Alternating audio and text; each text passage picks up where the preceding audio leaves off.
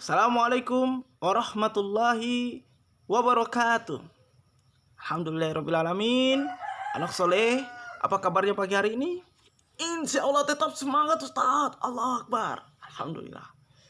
Baik, anakku sekalian yang soleh dan soleha, segala puja dan puji syukur kita panjatkan kehadirat Allah Subhanahu wa taala, dan salawat serta salam senantiasa kita curahkan kehadirat junjungan kita Nabi Allah Muhammad sallallahu alaihi wasallam beserta keluarga, sahabat-sahabatnya, serta kaum muslimin yang tetap istiqomah dengan keselamatannya sampai dengan hari berbangkit kelak.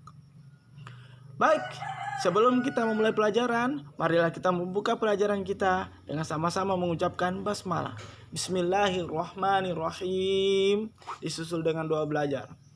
Rabbi zidna ilman warzuqna fahman. Ya Allah, tambahkanlah kepada kami ilmu pengetahuan dan berilah kepada kami pemahaman. Amin ya rabbal alamin. Baik, apa yang kita pelajari pada kesempatan pagi hari ini? Kita akan mempelajari tentunya tema 2, subtema 1, muatan pelajaran IPA dan PKN. Bersama Ustadz Alis yang paling gagah.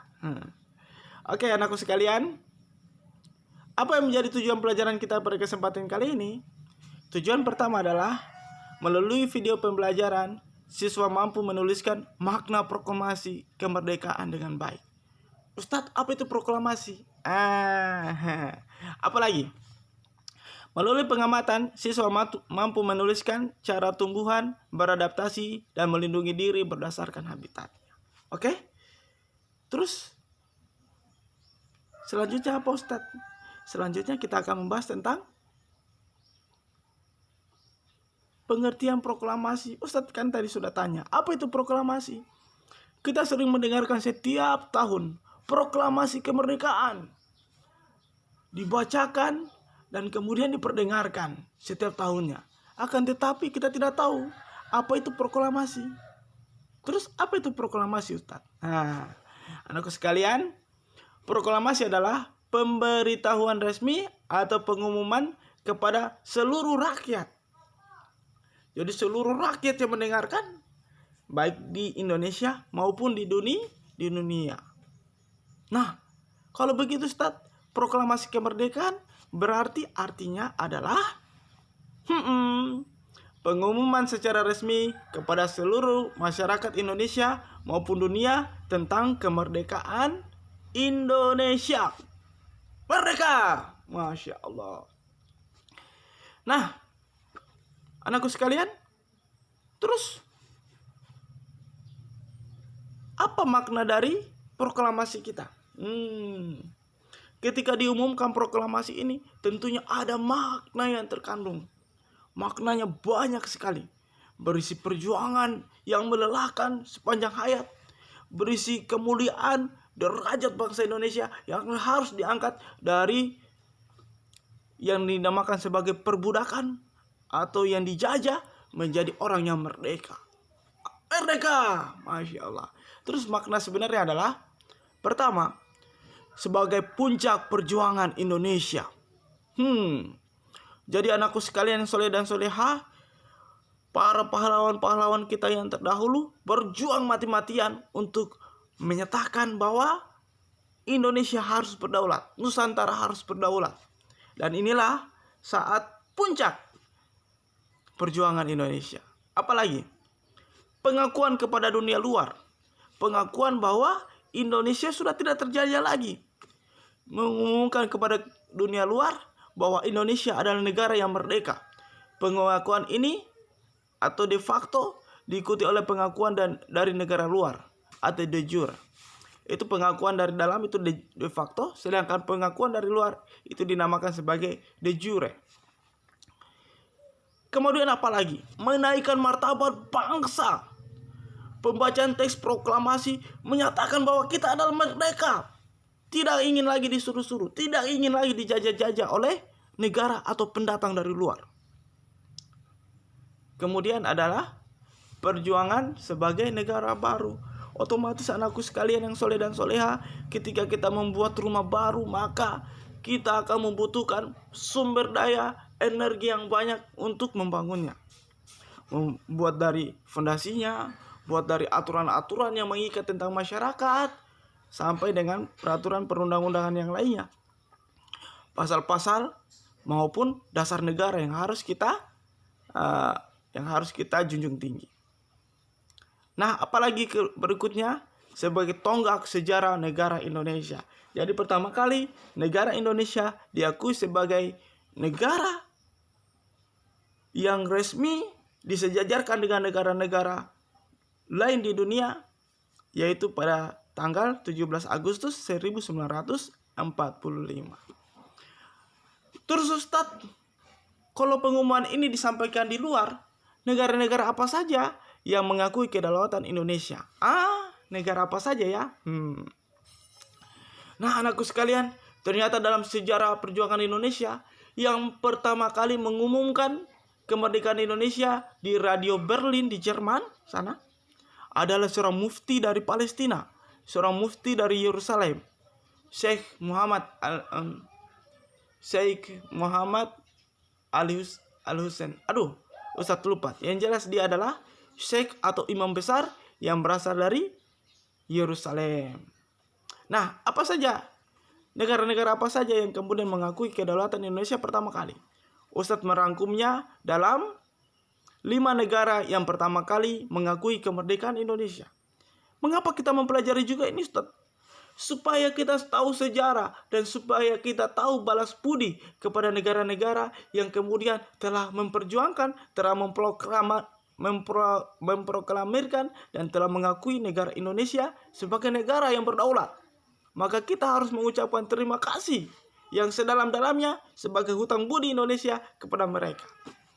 5 negara yang pertama kali adalah pertama Mesir, yang kedua India, yang ketiga Afghanistan yang sering perang itu. Kemudian apa lagi? Walaupun Afghanistan sering perang, tapi kita terus harus mendukung mereka dalam perjuangan mereka dalam mewujudkan kemerdekaan yang hakiki. Sehingga kehidupan berbangsa mereka harus senantiasa kita pantau, kita awasi, dan bahkan kita bantu agar mereka bisa bertahan. Jadi Mesir, India, Afghanistan ketiga. Apalagi ada namanya Australia. Tentunya Palestina, karena sudah diproklamirkan oleh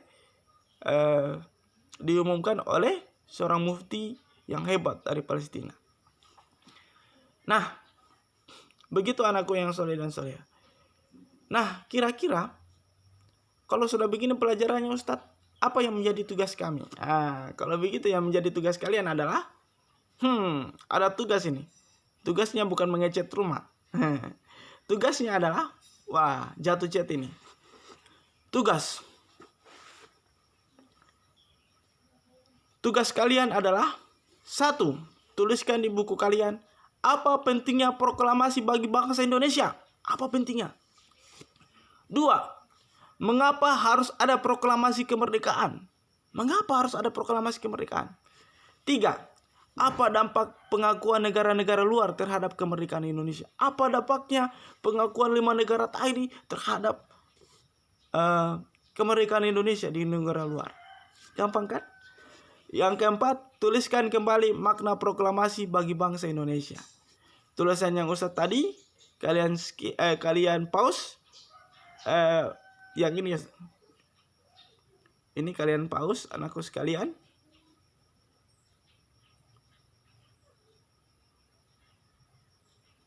Ini kalian pause, lalu kemudian kalian tuliskan lagi. Oke?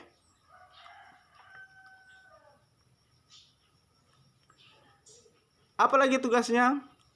Tugasnya berikutnya adalah kirimkan video pembacaan teks proklamasi kepada ustadzmu. Ini nih video. Kalian membuat video. Suarakan dengan lantang tentang proklamasi kemerdekaan. Proklamasi kami bangsa Indonesia menyatakan dengan ini kemerdekaan bangsa Indonesia. Hal-hal mengenai pemindahan kekuasaan dan lain-lain diselenggarakan dengan cara seksama dan dalam tempo yang sesingkat-singkatnya. Jakarta, 17 Agustus 1945 atas nama seluruh bangsa Indonesia, Soekarno-Hatta. Masya Allah. Kirimkan ya videonya pembacaan teks proklamasi dengan semangat, dengan riang gembira, dikirimkan kepada Ustadz. Nah, berikutnya muatan IPA. Wow, goyang-goyang ini. Laporan mengenai ciri-ciri fisik tumbuhan dan cara hidupnya di lingkungan atau habitat tumbuhan itu berada. Nah, anakku soleh dan soleha, perhatikan bacaan berikut. Wah, ternyata ada bunga teratai. Tahukah kamu bunga teratai? Tanaman ini tumbuh di air. Agar dapat menyelesaikan diri, tanaman ini memiliki akar di bawah air. Tangkai daunnya tumbuh menjalar sehingga daun teratai dapat mengapung di air. Daun teratai bundar dan lebar.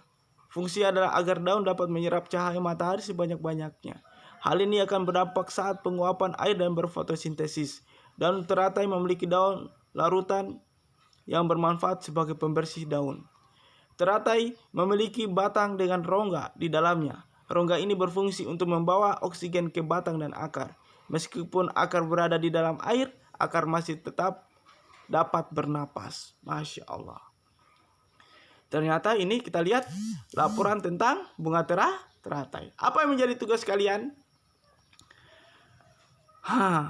Tugas kalian adalah tuliskan 3 jenis tumbuhan di sekitarmu. Apa saja itu? Terus catatlah ciri-ciri fisiknya. Wah, ini daunnya begini, batangnya begini, dia seperti itu, dan lain sebagainya. Terus jelaskan cara ia berkembang biak. Wah, ini dia berkembang biak secara generatif, secara kawin karena ada bunganya. Ustadz, ini dia berkembang biak secara vegetatif, yaitu dengan stek batang ditanam. Terus tuliskan pula cara ia mempertahankan diri. Contohnya apa? Misalnya di samping rumah ada kelapa. Cara dia mempertahankan diri adalah buahnya itu dia memiliki cangkang yang keras. Ya. Atau cara dia mempertahankan diri dia tumbuh tinggi sehingga tumbuhan atau pemangsa juga manusia jarang atau kesulitan untuk mengambilnya dan lain sebagainya. Oke, anakku sekalian dan soleha, demikianlah tugas IPA. Juga Ustaz sudah sampaikan tugas PKN. Lebih dan kurangnya mohon dimaafkan. Billahi taufiq wal hidayah. Assalamualaikum warahmatullahi wabarakatuh.